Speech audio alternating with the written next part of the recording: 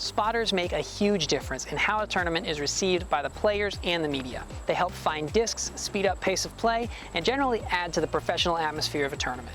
If you're either thinking about or you've already volunteered to spot for a tournament, thank you, and here's everything you need to know.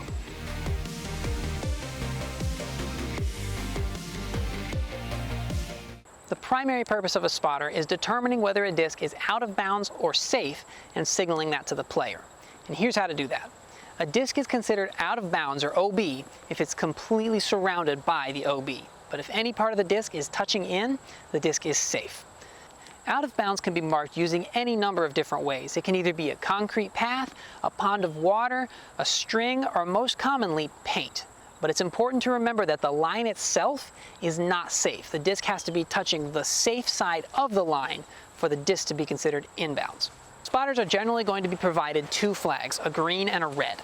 So if a disc flies and it lands safe, it's a good idea to point the red flag down so the players don't get confused, and wave the green flag back and forth to signal that the disc is safe.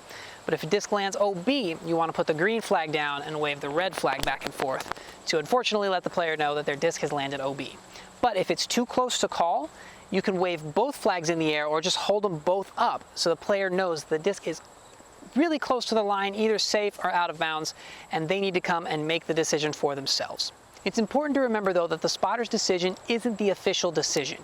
You're just telling them what you think, and then when the player comes up and their whole card can see where the disc is and how it landed there, they get to make the ultimate decision. Now, waving flags is fun, but that's not all a spotter has to do.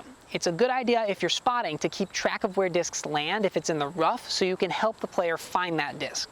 Now, it's important to know that you can't go and get that disc. If you move the disc before the card has decided where that player's lie is, it can affect their decision. So it's a good idea to just let them go and get the disc, but be sure you know where it is so you can direct them towards it. Also, spotters might sometimes be equipped with smaller flags that they can stick in the ground where the disc last crossed inbounds before it landed out of bounds. Again, this decision isn't final, but it's a good idea to help give the player's card an idea of where they're supposed to mark it. It's a good idea for spotters to get to the hole they're spotting at a little bit early so they have time to walk the hole and find any danger zones or know where the OB is so they can know how to spot the hole accurately. As far as finding a spot, it's a good idea to be out of the direct line of sight of the players, but you don't have to hide necessarily. Just don't be moving while they're throwing, and have a spot where you can see the tee pad and see the landing zone, and you'll be fine. Spotters should know that it's a good idea to bring a water bottle, snacks, and a chair if you're going to be spotting all day. Rounds can take a few hours, so you're definitely going to want to be prepared to be out there in the sun for a while. Make sure you store these items definitely off the fairway though, where they don't come into play. Spotting isn't a difficult job, but it makes a huge difference in how a tournament feels to the players and the media. Thank you for volunteering.